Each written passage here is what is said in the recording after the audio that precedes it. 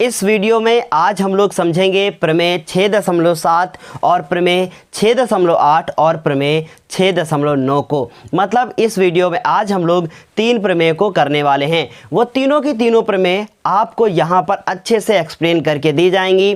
प्रमेय 6.7 का जो प्रूफ है वो आपके एग्ज़ाम में नहीं आता, इसकी उत्पत्ति हमें नहीं करनी होती। लेकिन 6.8 और 6.9 ये दोनों के दोनों प्रमेय आपको उत्पत्ति इनकी करनी होगी। इसलिए 6.7 प्रमेय को अच्छे से समझना है ताकि 6.5 एक्सरसाइज में आप अच्छे से उसे अप्लाई कर पाएँ। तो चलिए शुरू करते हैं प्रमेय नंबर 6.7 के साथ। तो मैं हूं शिवम द्विवेदी और आप देख रहे हैं अपना पसंदीदा चैनल ज्ञानोदय के गुरुजी। प्रमेय 6.7 हमारे सामने लिखी है, यदि किसी समकोण त्रिभुज के समकोण वाले शीर्ष से। तो सबसे पहले हम लोग एक समकोण त्रिभुज बना लेते हैं। देखिए ये मैंने एक त्रिभुज बनाया और इस त्रिभुज का जो नाम रखा मैंने वो समकोण त्रिभुज रखा, अर्थात इसका एक कोण 90 होना चाहिए। तो यहाँ पर मैंने इसे 90 डिग्री का कोण दे दिया। अब आपके मन में एक सवाल आया कि क्या ये बिल्कुल आया होगा कि क्या हम समकोण त्रिभुज इस प्रकार से नहीं बना सकते थे? जी हाँ, बना सकते थे, कोई भी फर्क नहीं पड़ता। लेकिन आपको ऐसे ज़्यादा समझ में आएगा और इसी तरीके के क्वेश्चंस भी आपके वहाँ पर दिए हुए हैं बुक में। तो अभी देखिए ये एक हमारा त्रिभुज हो गया, इसका नाम दे दिया जाए। इसका नाम दे दिया मैंने ए और यहां पर दे दिया बी और यहां पर सी। अब देखिए क्या कह रहे हैं कि यदि किसी समकोण त्रिभुज के समकोण वाले शीर्ष से, तो इसका समकोण वाला शीर्ष कौन सा है? ये है। कह रहे हैं शीर्ष से कर्ण पर लंब डाला जाए। तो आपको पता है कि जो भी त्रिभुज होगा उसमें जहां पर भी 90 डिग्री का कोण बन रहा होगा उसके जस्ट सामने वाली भुजा को कर्ण कहते हैं, अर्थात हमारी ये वाली भुजा कर्ण हो गई। तो इस कर्ण पर अगर हम लोग एक लंब डाल दें, लंब क्या होता है? जो भुजा पर गिरेगा वहां पर 90 डिग्री का कोण बनना चाहिए। इसका मतलब यहाँ 90 डिग्री का कोण बनेगा और यहाँ पर भी 90 डिग्री का ही कोण बनेगा। तो उम्मीद है ये आपको इतना समझ में आ गया होगा कि कर्ण पर लंब डाला जाए। तो अब यहाँ के बाद ये बहुत इंपॉर्टेंट लाइन है, ये यहाँ से यहाँ तक बहुत ज़्यादा इंपॉर्टेंट लाइन है, इसे समझिए ध्यान से। कह रहे हैं कि इस लंब के दोनों ओर बने त्रिभुज, इस लंब के दोनों ओर कौन कौन से त्रिभुज बनते हैं? एक इधर ये बनता है ए बी और इसका नाम दे दिया गया डी। तो एक त्रिभुज बना ए बी डी, दूसरा बन गया है सी बी डी, 2 त्रिभुज बन गए। ये दोनों के दोनों त्रिभुज संपूर्ण त्रिभुज, संपूर्ण का मतलब ए बी सी पूरा वाला त्रिभुज, दोनों के दोनों एक दूसरे के समरूप होते हैं। इसका मतलब त्रिभुज ए बी सी जो होगा वो हम कह सकते हैं कि ए बी डी के समरूप होगा, ए बी डी के समरूप होगा। लेकिन अगर हम बात करें क्या ये लिखने का तरीका सही है, तो जरूरी नहीं कि ये लिखने का तरीका सही हो। तो हम पहले अच्छे से लिखने के तरीके को समझेंगे। अगर आपने लिखने के तरीके को नहीं समझा तो 6.5 एक्सरसाइज आप नहीं कर पाओगे। इसलिए अच्छे से लिखने के तरीके को समझिएगा, वो आपके लिए बहुत ज़्यादा इंपॉर्टेंट है। तो हम लोग सबसे पहले समझेंगे। तो सबसे पहले बताइए कि जो हमारा पहला निष्कर्ष निकल कर आता है इससे, वो ये आता है कि त्रिभुज जो हमारा ए बी सी होना चाहिए वो इस छोटे वाले त्रिभुज के समरूप होना चाहिए। तो बहुत ध्यान से मेरी बात सुनिएगा। अगर हम देखें यहाँ पर तो ये एक त्रिभुज बना और इसका नाम है यहाँ पर ए, यहाँ पर नाम है इसका बी और यहाँ पर सी और यहाँ पर है 90 डिग्री का कोण। जो छोटा वाला त्रिभुज बना था हमारा ये वाला, ये त्रिभुज कौन सा है इसे हम लोग समझेंगे। ये इस प्रकार से ऐसे बना है, यहाँ पर बी है, यहाँ पर ए है और यहाँ पर डी है। इसका डी वाला कोण क्या है? और ये हमारा समकोण है और इसका बी वाला समकोण है। इसका मतलब जो बी कोण है वो डी के बराबर है। समझिएगा बात को, जो बी कोण है वो डी के बराबर है। तो पहले मैंने यहाँ पर बी की जगह पर बी से डी मिड जो है लगा लिया। फिर देखिए जो ए कोण है और ए कोण है आपस में दोनों कैसे हैं? देखिए ए कोण और ए कोण ये दोनों सेम कोण है क्योंकि ये उभयनिष्ठ हैं। तो हम ए से शुरुआत करेंगे, ए वाला ए के बराबर होगा। इंपॉर्टेंट बात है, अगर ऐसा नहीं करोगे तो एक्सरसाइज 6.5 नहीं कर पाओगे, इसलिए ध्यान से समझो। ए वाला ए के बराबर, बी वाला डी के बराबर और सी वाला किसके बराबर है? अब देखिए सी वाला कौन सा कोण है? इसमें ये पूरा कोण बन रहा है और इसमें कौन सा कोण बच गया? वो हमारा बी बच गया। तो ए डी बी लिखोगे, यही बिल्कुल सही क्रम होगा। अगर इसके अलावा आपने कुछ और लिखा है तो गलत हो जाएगा। अर्थात कहने का मतलब है, ध्यान से सुनिए मेरी बात, जो ए वाला है वो ए वाले के बराबर है, क्योंकि ये दोनों उभयनिष्ठ हैं। तो ए की बात जो है ए के बराबर हो गया, ए वाला ए के संगत। फिर बी वाला कोण देखिए, अब बी वाला कोण समकोण है तो इसमें डी वाला समकोण है, तो बी वाला डी के बराबर। अब कौन बच गए, इसका सी बच गया, उसका बी, तो सी वाला बी के बराबर। ये निष्कर्ष निकला, समझ गए बात को। अब देखिए ध्यान से, दूसरा निष्कर्ष क्या निकलता है वो ध्यान से देखिएगा। दूसरा निष्कर्ष निकलता है कि बने त्रिभुज, संपूर्ण त्रिभुज, तो संपूर्ण त्रिभुज कौन सा हो गया, ए बी सी। अब हम उस तरफ वाले को लिखेंगे, तो उस तरफ वाला त्रिभुज कौन सा है, देखिए ध्यान से, ऐसे बना हुआ है, दिख रहा है वहां से, ये त्रिभुज ऐसे बना हुआ है, यहाँ पर बी है, यहाँ पर क्या है, डी है, और यहाँ पर सी है। ये बातें आपको कोई नहीं समझाएगा, कोई नहीं बताएगा आपको, कहीं पर भी आप ढूंढ लीजिए, कहीं पर भी यूट्यूब चैनल आप देख लीजिए, कोई नहीं बताएगा, ठीक है। तो आप देखिए ध्यान से, ये 90 का 90 यहाँ पर डी वाला बना दिया मैंने, ये वाला त्रिभुज बनाया है, ये सी हो गया, ये बी, ये वाला त्रिभुज मैंने यहाँ पर बना दिया ताकि समझ में आए आपको। देखिए ध्यान से, 90, इसका सी वाला कोण, इसका जो ये सी वाला कोण है वो किसके बराबर है, वो सी के बराबर है, और ये जो हमारा रह गया ए वाला बी के बराबर हो जाएगा। समझ गए बात को। तो इसका मतलब जो देखिए बी वाला कोण समकोण, तो इसमें डी वाला कोण समकोण, इसमें भी बीच में डी ही आएगा, आगे त्रिभुज होगा। ए वाला बताइए किसके बराबर है, तो ए वाला जो है वो बी के बराबर है, तो हम बी लिखेंगे, क्योंकि सी वाला तो सी के बराबर है। इस तरीके से ये बिल्कुल सही तरीका होगा लिखने का। समझ गए, कितनी छोटी सी थ्योरम है, लेकिन इसको समझना कितना इंपॉर्टेंट है ये आपको पता चलेगा 6.5 एक्सरसाइज में, इसलिए अच्छे से समझें। अब देखिए ये थर्ड नंबर, देखिए इसे समझ लीजिए, इंपॉर्टेंट है। अब थर्ड नंबर देखिए, थर्ड नंबर कह रहा है कि जो ए बी जो देखिए तथा परस्पर भी समरूप होते हैं, परस्पर मतलब ये आपस में समरूप होंगे, तो इसका मतलब जो हमारा त्रिभुज छोटा वाला, ये दोनों आपस में समरूप होंगे। अब इन्हें हम आपस में कैसे समरूप दिखाएंगे, जरा ध्यान से सुनिए। तो इसका कुछ ना कुछ नाम लिख दीजिए, मान लीजिए हमने ए बी और डी लिख दिया, ठीक है, तो हमने ए बी डी लिख दिया, कुछ भी लिख दीजिए आप, बी डी ए लिख दीजिए, एक तरफ आपके मन का, दूसरी तरफ फिर मन का नहीं चलेगा, तो ए बी डी लिख दीजिए। तो हमने यहाँ पर लिखा ए बी और डी, वो किसके समरूप होगा। अब देखिए ध्यान से सुनिएगा मेरी बात को, ये वाला जो कोण है इसका, ये 90 डिग्री का कोण है, ध्यान से सुनिए, ये वाला जो है वो कितना है, 90 का। इसका मतलब दोनों में डी आ रहा है, तो डी हमारा लास्ट में रहेगा ही रहेगा, ठीक, समझिए बात को। उसके बाद फिर इंपॉर्टेंट बात, तो क्या करेंगे हम लोग, डी वाला डी के बराबर हो गया, और उसके बाद ए वाला देखिए ध्यान से, जो ए वाला है वो सी के बराबर हो जाएगा, तो इसका मतलब यहाँ पर लिखेंगे हम लोग सी, फिर रह कौन गया, फिर रह गया हमारा देखिए ध्यान से बी रह गया, तो हम लोग यहाँ पर लिखेंगे सी बी डी। इस तरीके से ये तीनों बातें जो मैंने आपको बताई है वो क्या बताई है कि अगर कोई एक त्रिभुज बन रहा हो, वो समकोण त्रिभुज हो, और उससे कोई लंब डाला जाए तो ये आपस में समरूप होंगे, और छोटा वाला पूरे के समरूप होगा, ये छोटा वाला भी पूरे का समरूप होगा। तो अभी इसका आप ले लीजिए एक स्क्रीनशॉट। इसके बाद हम लोग बात करेंगे प्रमेय नंबर 6.8 की। तो प्रमेय नंबर 6.8 आपने यहाँ पर देख लिया है। क्या लिखा है, ध्यान से सुनते हैं। सबसे पहले लिखा है कि एक समकोण त्रिभुज में कर्ण का वर्ग, तो आपको समकोण त्रिभुज पता होना चाहिए। तो मैंने यहाँ पर एक समकोण त्रिभुज बनाया, ध्यान से सुनिएगा इस बात को, एक समकोण त्रिभुज बनाया जिसमें कि एक कोण जो है वो समकोण है। तो मान लिया कि हमने यहाँ पर ये कोण कैसा है, समकोण है, इसका नाम दे दिया, यहाँ पर ए दिया, यहाँ पर बी हो गया, और यहाँ पर सी हो गया। ये एक त्रिभुज हो गया, समकोण त्रिभुज हो गया। फिर कह रहे हैं कि एक समकोण त्रिभुज में कर्ण का वर्ग, तो कर्ण कौन है, ये ए सी हमारा कर्ण है। तो हम लोग यहाँ लिखेंगे कि त्रिभुज ए बी सी एक समकोण त्रिभुज है, ये हमको दे दिया गया है, एक कैसा है, समकोण त्रिभुज है। और अगर ये समकोण त्रिभुज है तो कहाँ पर इसमें 90 डिग्री का कोण है, जहाँ पर ये बी बना है यहाँ पर इसका 90 डिग्री का कोण है, तो ये हमें दे दिया गया है। ठीक है, इतनी बात समझ में आ गई। अब हम लोगों से कहा गया है कि क्या सिद्ध करके दिखाइए, तो हम लोग यहाँ लिखेंगे कि हमें क्या सिद्ध करना है। तो हमने लिखा सिद्ध करना है। क्या सिद्ध करना है, देखिए ध्यान से, बहुत इंपॉर्टेंट है। लिखा है कर्ण का वर्ग, तो कर्ण कौन है, AC है, तो AC का वर्ग। ठीक है, शेष दो भुजाएं, तो शेष कौन सी दो भुजाएं हो गई, AB हो गई और BC हो गई। तो हमने AB लिखा और उसका स्क्वायर लगाया, फिर BC लिखा, उसका स्क्वायर लगाया।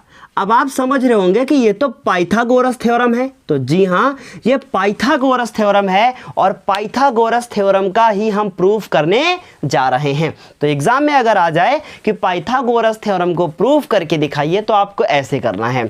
समझ गए बात को? फिर उसके बाद ध्यान से सुनिए, दिया है सिद्ध करना है। इसके लिए हम लोगों ने एक काम किया, हम लोगों ने एक रचना की। वो रचना क्या की, यहाँ से हमने एक लंब डाल दिया और ये लंब डालने की वजह से यहाँ 90 डिग्री का कोण बन गया, तो इधर भी 90 डिग्री का ही कोण बन जाएगा।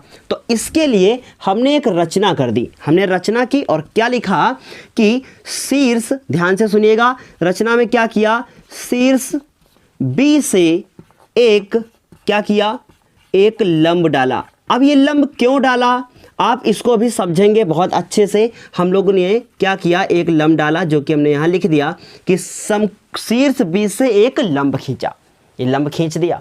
अब आपने थ्योरम नंबर कौन सी पढ़ रखी है, थ्योरम नंबर 6.7 पढ़ रखी है। क्या कहती है कि अगर लंब है तो ये पूरा जो त्रिभुज बना है हमारा, ये छोटे वाले त्रिभुज के क्या होगा, समरूप होगा, और जो पूरा त्रिभुज बना है वो इसके भी क्या होगा, समरूप होगा। ये आपने पढ़ रखा है, समझिए बात को। तो अगर आपने इससे पहले 6.7 अच्छे से समझ लिए तो ये आपको बहुत अच्छे से समझ में आ जाएगी। तो देखिए ध्यान से, अब हम लोग लिखेंगे इसकी उपपत्ति। ध्यान से सुनिएगा, अब ये इंपॉर्टेंट है, ये हम लोगों को बहुत अच्छे से करना है, ठीक है। उपपत्ति अब हम लोग करने जा रहे हैं इसकी। अब ध्यान से सुने, जो ये त्रिभुज बना है इसका नाम क्या है, इसका नाम है ए, बी और सी। यहाँ पर 90 डिग्री का कोण। फिर जो छोटा वाला त्रिभुज बना है उसका नाम है ए, और यहाँ पर है बी, और यहाँ पर है सी, और यहाँ पर है 90 डिग्री का कोण, और यहाँ पर है एफ डी, है ना, डी है, ए बी सी और ए बी डी। हम लोग कह सकते हैं कि चूंकि जो त्रिभुज ए बी सी बना है वो समरूप है। किसके समरूप है, देखिए ध्यान से, मैंने अभी बताया था बी वाला डी के बराबर होगा तो डी लिखा। आगे त्रिभुज ए वाला किसके बराबर होगा, ध्यान से सुने, ए वाला तो ए के ही बराबर होगा क्योंकि कॉमन है, उभयनिष्ठ है, तो यहाँ पर हमने ए लिखा। अगर ये गलत लिखा तो आगे का सब गलत ही हो जाएगा, ठीक। उसके बाद सी, देखिए सी वाला तो किसके बराबर है, बी के बराबर है, क्योंकि ये वाला इसके बराबर है, ठीक। क्यों बराबर है, मैंने आपको भी इससे पहले रीजन बताया था। तो इसलिए सी वाला किसके बराबर है, तो यहाँ लिखा मैंने कि त्रिभुज A B C A D B के क्या है, समरूप। फिर से देख लीजिए, ए वाला ए के बराबर है क्योंकि उभयनिष्ठ है, बी वाला डी के बराबर है क्योंकि 90 डिग्री है, और जो बच गया वो हमारा बराबर होगा ही, ठीक है। तो ये हमारे समरूप हैं। कैसे समरूप हैं, प्रमेय नंबर कौन सी लगा दी हमने, 6.7 से। समझ गए बात को? फिर समझिए, अगर ये समरूप हैं तो इनकी संगत भुजाएं जो होंगी, इनकी जो संगत भुजाएं होंगी, हम लोग क्या कर सकते हैं, ध्यान से सुने, इनकी संगत भुजाएं समानुपाती होंगी। तो इसका मतलब क्या होगा कि देखिए ध्यान से, ए के सामने कौन सी भुजा है, ध्यान से सुनिएगा, ए वाले के सामने बी सी भुजा है, और यहाँ पर इसके सामने बी डी भुजा है, ठीक। आई बात समझ में? हमें लेकिन लेकर क्या आना है, ए सी लेकर आना है, ए सी का स्क्वायर लेकर आना है। ध्यान से सुनिए, ए सी का स्क्वायर। तो यहाँ पर मैंने क्या किया, हमें ए सी तो जरूर चाहिए, फिर हमें ए बी भी चाहिए। ए बी कहाँ है, ये ए बी भी चाहिए मुझे। फिर उसके बाद ये ए बी इधर भी है तो इधर भी चाहिए। अब ध्यान से सुनिए, बहुत इंपॉर्टेंट है, ठीक है। तो यहाँ पर हमने लिखा, ये हमारा हो गया, तो इसके सामने ये भुजा, इसके सामने ये भुजा, तो हम लिख सकते हैं कि जो हमारी बी सी है वो समानुपाती है किसके साथ, बी डी के साथ, ठीक है। फिर उसके बाद 90 के सामने की भुजा ए सी है, और यहाँ 90 के सामने की भुजा ए बी है, तो हम लिख सकते हैं कि जो ए सी है वो हमारी, ध्यान से सुनिए, जो 90 के सामने ए सी है वो किसके समानुपाती है, इस ए बी के समानुपाती है, ए बी के समानुपाती लिख दिया। ध्यान से सुनिए, फिर उसके बाद अब दूसरी भुजा कौन सी बचती है, ये हमने 90 के सामने लिख दी। फिर कौन बचती है, ये वाली बची। तो इसका मतलब जो ए बी है, हम लिख सकते हैं जो ए बी है वो किसके समानुपाती है, इसकी ए बी वो समानुपाती है ए डी के साथ। तो यहाँ पर हमने लिख दिया ए डी। इतनी बात क्लियर समझ में आ गई? इस तरीके से हमने यहाँ पर लिख दिया। तो हम लिख सकते हैं यहाँ पर कि ये वाला पार्ट हम ले लेते हैं, क्योंकि ए बी से ए बी का मल्टीप्लाई हो जाएगा, ए बी स्क्वायर हो जाएगा। समझ गए बात को? तो हम यहाँ लिखते हैं ए सी अपॉन में ए बी, और उसके बाद ए बी अपॉन में ए डी। अब जब इसका कैंची गुणा करेंगे तो ए बी का स्क्वायर हो जाएगा और ए सी डॉट ए डी हो जाएगा। इसे मान लेंगे समीकरण नंबर 1। उम्मीद है इतना आपको समझ में आ गया होगा। अब इसी प्रकार जो ये काम यहाँ पर मैंने किया है, आप सोच रहे होंगे कि सर इसको क्यों छोड़ दिया है। देखिए BC और BD ये कहीं पर मल्टीप्लाई होके इस प्रकार की इक्वेशन हमें नहीं दे देंगे। अगर ऐसी इक्वेशन नहीं मिलेगी तो आगे थ्योरम प्रूफ नहीं हो पाएगी, ये आपको अभी धीरे धीरे आगे पता चल जाएगा। इतनी बात समझ में आ गई। अब इसी प्रकार जो काम मैंने यहाँ पर किया है, ठीक उसी प्रकार अब हम पूरे वाले त्रिभुज ABC को पुनः देखिए ध्यान से लिखेंगे। पुनः हम लोग क्या लिखेंगे कि त्रिभुज AB जो C है वो किसके समरूप है। ये हमारी पहली इक्वेशन मिली है, इसी प्रकार एक और मिलेगी। अब त्रिभुज ABC ध्यान से सुनिए, ये त्रिभुज हमारा A हो गया, ये हमारा यहाँ पर A हो गया, यहाँ पर हमारा B हो गया और ये C हो गया। ठीक, इसका 90 वाला ये समकोण है। ध्यान से सुनिए, फिर उसके बाद अब छोटा वाला बनाते हैं उस तरफ वाला। तो इसका नाम क्या है, B है, इसका नाम क्या है, D है और इसका नाम क्या है, C है। समझ गए इतनी बात को। अब ध्यान से सुनिए मेरी बात, यहाँ पे ये 90 डिग्री का कोण है, तो हम लिख सकते हैं कि जो त्रिभुज ABC है, देखिए B वाला D के बराबर, ठीक उसी प्रकार B वाला किसके बराबर है, D के बराबर है। फिर उसके बाद देखिए C वाला C के बराबर है, तो हम लोग यहाँ C वाला C के बराबर लिखेंगे। अब बचा कौन, बचा है B, तो इसका मतलब BDC। समझ गए, ये हमारे दोनों त्रिभुज समरूप होंगे। फिर से देखिए, A वाला B के बराबर, तो B लिखा मैंने, A के बराबर B, फिर B के बराबर D, तो देखिए B वाला D के बराबर, क्योंकि 90-90 दोनों हैं, और C वाला तो बराबर होगा ही क्योंकि वो उभयनिष्ठ है, दोनों एंगल सेम हैं। समझ में आ रही बात इतनी। फिर देखिए अब हम लोग इसमें ये लिख चुके हैं, तो अब देखिए इसमें ज़रा ध्यान से, इसमें दिमाग लगाइएगा।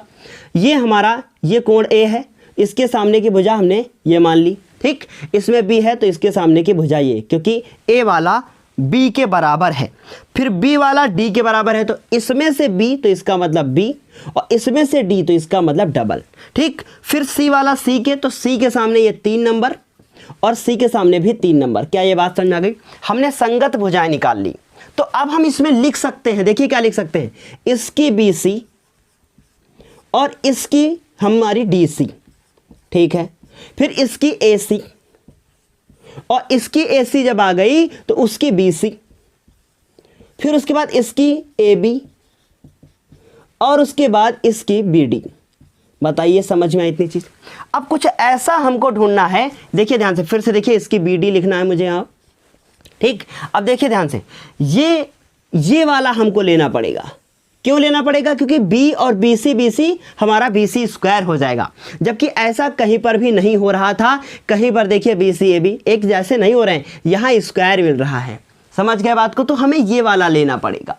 तो हम लोग लिख सकते हैं कि BC अपॉन में क्या लिखोगे, BC के DC, फिर उसके बाद क्या लिखोगे AC, और अपॉन में क्या लिखोगे BC, ठीक। इसको इससे मल्टीप्लाई कर दो तो ये BC स्क्वायर हो जाएगा। देखिए अगर आपको एक बार में समझ में नहीं आया, हम बहुत अच्छे से बता रहे हैं आपको, इसलिए बहुत डीप में जा रहे हैं। BC को BC के साथ मल्टीप्लाई कर दीजिए, क्या हो जाएगा, BC स्क्वायर हो जाएगा। फिर उसके बाद देखिए AC और ये हो जाएगा DC, तो AC और DC हो जाएगा। बताइए इतनी बात समझ में आ गई। ये समीकरण नंबर कितनी हो गई, 2। अब देखिए AB भी आ गया, BC भी आ गया, AB भी आ गया और BC भी आ गया, कुछ काम हल्का हो गया। अब इन दोनों समीकरणों को AB और BC दोनों आपस में जुड़ रहे हैं, इसका मतलब इन दोनों को आपस में हमें जोड़ देना चाहिए। तो हम लोग लिखेंगे समीकरण 1 व 2 को जोड़ने पर, अब इनको हम जोड़ देंगे, ठीक है। क्या करेंगे, जोड़ने पर या जोड़ देने पर, कुछ भी आप लिख दीजिए। अब कैसे जुड़ेगा, देखो AB स्क्वायर ये BC स्क्वायर एक तरफ हो जाएगा, ये एक तरफ हो जाएगा जुड़कर, बाकी सब उधर हो जाएगा। तो उधर कौन है, AC है, डॉट में DC है, देखिए डॉट में AC डॉट AD है, क्या है AD, तो AD लिख दिया, ठीक। ना समझ में आए, इंटू का सीन लगा दीजिए यहाँ पर, ठीक। AC उसके बाद डॉट AD, डॉट मतलब मल्टीप्लाई, फिर उसके बाद क्या है AC और डॉट DC। अब इन दोनों में कुछ कॉमन है, क्या कॉमन है, AC कॉमन है, तो AC कॉमन ले लिया। अंदर क्या बचेगा, AD बचेगा और प्लस का DC बचेगा, ठीक। समझ में आई बात। अब देखिए ध्यान से, इधर तो वही लिखा हुआ है AB स्क्वायर BC स्क्वायर, फिर AB स्क्वायर और BC स्क्वायर। बताइए समझ में आया। अब ये AC को AC लिखा रहने दीजिए और AD और DC को ढूंढिए। ये है AD और ये है DC, दोनों जुड़कर क्या देते हैं, दोनों जुड़कर AC देते हैं। तो इसका मतलब हम इसकी जगह पे ए सी लिख सकते हैं और यहाँ लिख सकते हैं रचना से। कहाँ से? रचना से। समझ में आई बात? क्लियर? अब देखो ए सी से ए सी स्क्वायर हो गया और ये हो गया ए बी स्क्वायर और बी सी स्क्वायर। अब बताइए ये मेरी क्या थ्योरम प्रूफ हो गई?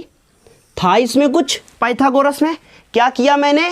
केवल एक लंब खींचा, वहाँ से लंब खींचा, फिर 6.7 लगा दी 2 बार। यहाँ पर भी मैंने प्रमेय नंबर 6 कौन सी लगा दी? 7 लगा दी।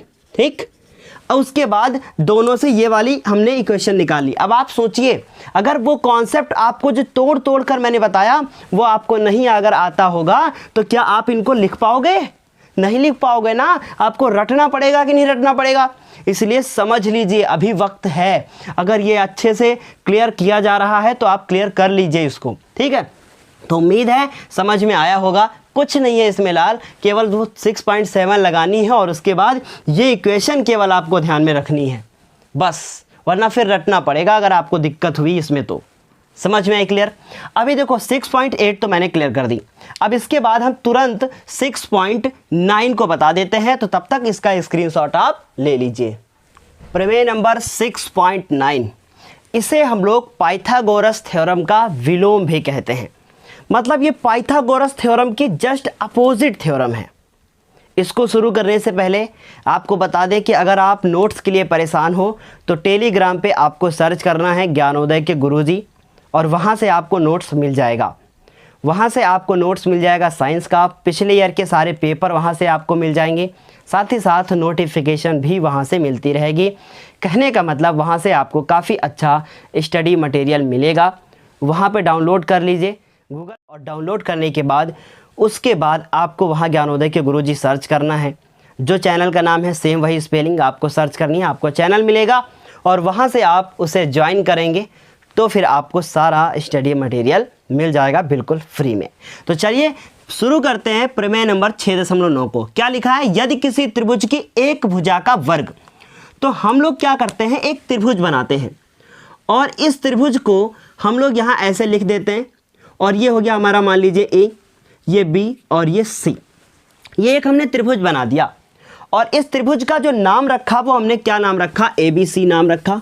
थोड़ा सा और अच्छे से बना देते हैं। एक त्रिभुज बनाया और इस त्रिभुज का जो नाम रखा वो रखा मैंने A, B और C। इस थ्योरम के अकॉर्डिंग हमें क्या प्रूफ करना है वो पहले लिखते हैं।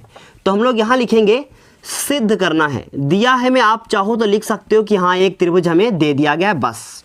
अब देखिए सिद्ध क्या करना है, कह रहे हैं कि यदि किसी त्रिभुज की एक भुजा का वर्ग, तो इसमें कोई भी एक भुजा ले लीजिए। मान लीजिए वो हमने AC ले ली, ठीक है, तो हमने AC का वर्ग ले लिया। ठीक है, अपने हिसाब से लेना है क्योंकि आप पाइथागोरस थ्योरम करने जा रहे हो। फिर उसके बाद उसका विलोम करने जा रहे हो। कह रहे हैं कि त्रिभुज की एक भुजा का वर्ग, तो एक कोई भुजा ले ली उसका वर्ग कर लिया। तो मान लीजिए हमने AC भुजा ले लिया और उसका वर्ग कर दिया। शेष दो भुजाओं, तो शेष कौन कौन सी भुजा बचेंगी? BC और AB बचेगी। तो हम यहाँ लिख देंगे कि AB का स्क्वायर और प्लस BC का स्क्वायर। ये इस क्वेश्चन में हमें दे रखा है। कह रखे हैं कि यदि किसी त्रिभुज की एक भुजा का वर्ग अन्य दो भुजाओं के वर्ग के योग के बराबर हो, इसका मतलब ये हमें दे रखा है, ये हमें दिया है, हमें सिद्ध नहीं करना है, ये हमें दे रखा है। ठीक, हमें सिद्ध क्या करना है वो देखिए। हमें सिद्ध करना है, ध्यान से सुनिएगा, इंपॉर्टेंट बात है, मैंने ध्यान नहीं दिया वहां पर कि क्या सिद्ध करना है। लिखा है पहली भुजा का सम्मुख कोण। तो पहली भुजा कौन सी होगी? जो हमारी कही गई थी कि त्रिभुज की एक भुजा, तो ये पहली वाली भुजा थी।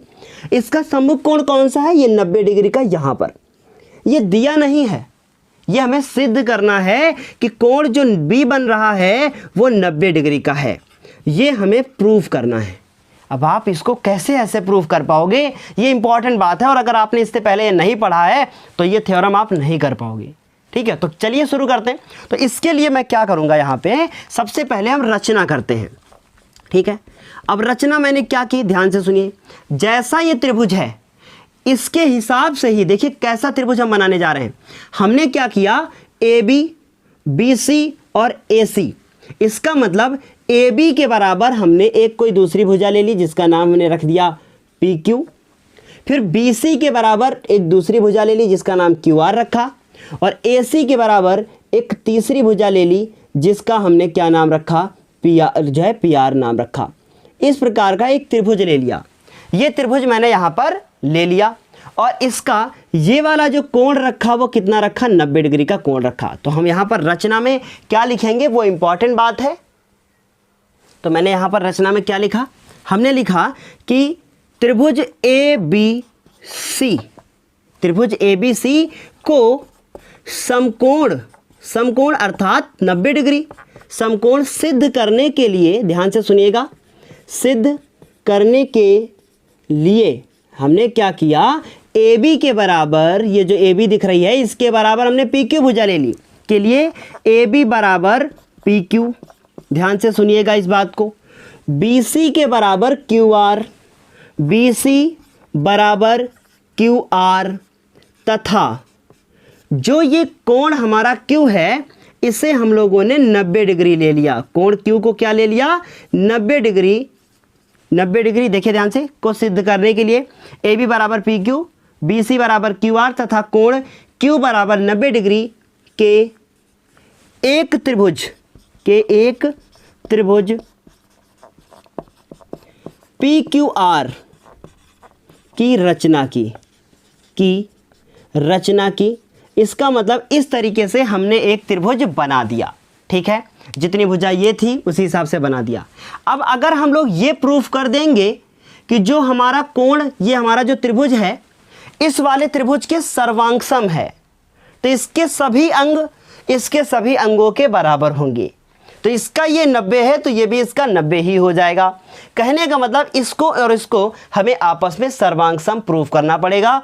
ये सिद्ध करना पड़ेगा कि ये दोनों के दोनों त्रिभुज आपस में इनके सभी अंग क्या हैं, समान हैं। मैंने केवल इनके 2 अंग समान लिए थे, AB बराबर PQ, BC बराबर QR। तीसरा अंग हम बराबर कैसे दिखाएंगे, ध्यान से सुनिएगा। अब हम लोग यहाँ लिखेंगे उपपत्ति, ठीक है, क्या लिखेंगे, उपपत्ति लिखेंगे।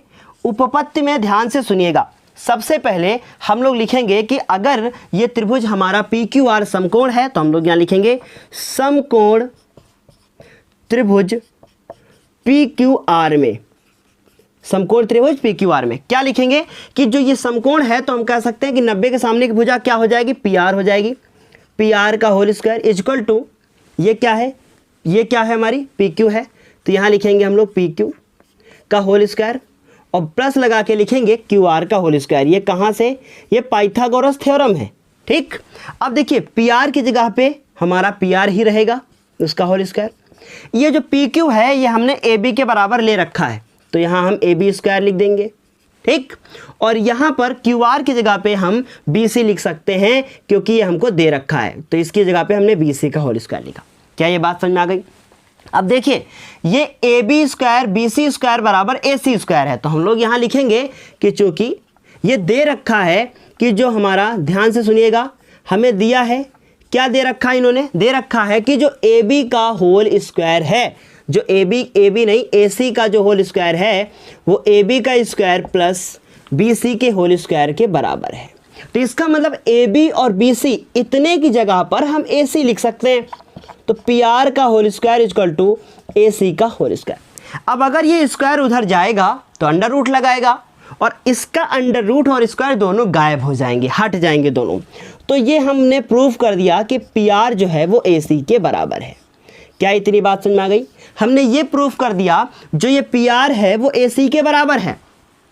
अब हम लोग इन दोनों त्रिभुजों को सर्वांगसम क्या करेंगे, दिखा देंगे, ठीक। अब हम लिखेंगे यहाँ पर त्रिभुज ABC व त्रिभुज, ध्यान से सुनिएगा, त्रिभुज PQR में, ठीक, इंपॉर्टेंट है यहाँ पर। अब ध्यान से सुनिए, ये AB जो है वो किसके बराबर है, PQ के बराबर है, PQ के बराबर है।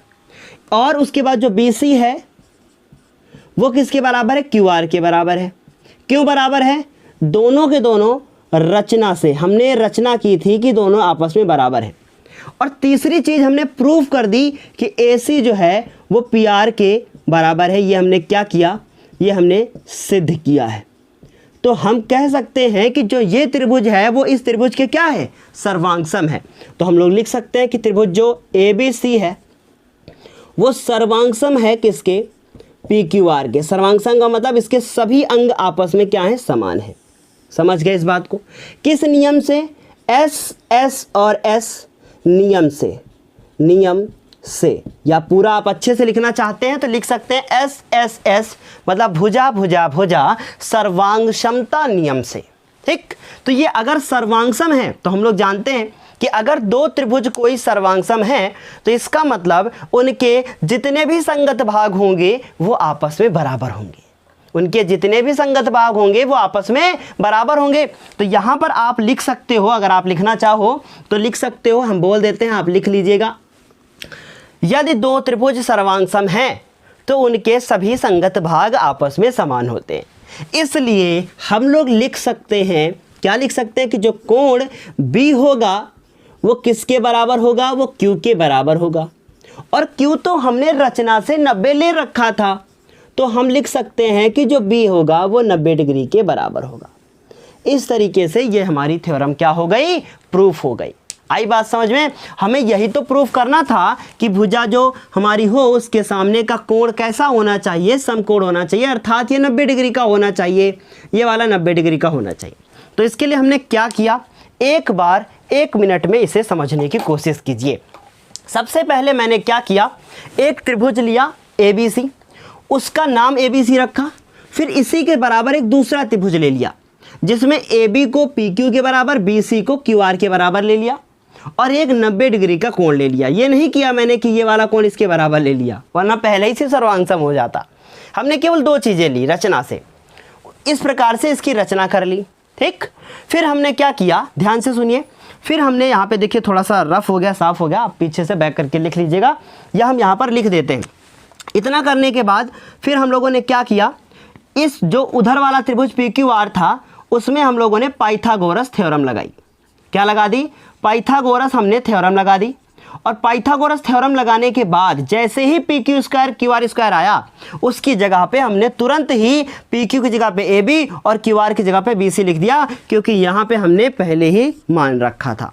फिर जब AB और BC आया उसकी जगह पे AC रख दिया और AC और इधर स्क्वायर दोनों का स्क्वायर खत्म, तो PR AC के बराबर हो गया।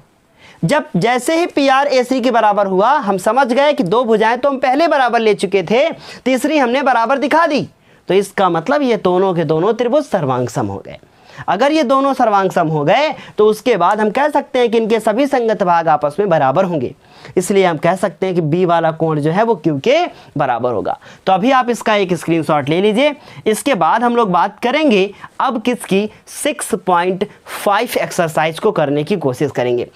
6.5 एक्सरसाइज आपके लिए इंपॉर्टेंट है, इसलिए उसका वीडियो आपको अच्छे से देखना चाहिए। जल्दी ही 2-3 दिन में उसे हम जल्दी से सब समाप्त कर देंगे।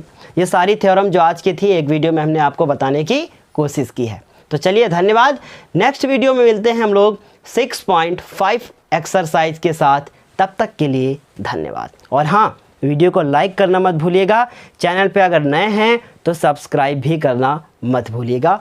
धन्यवाद।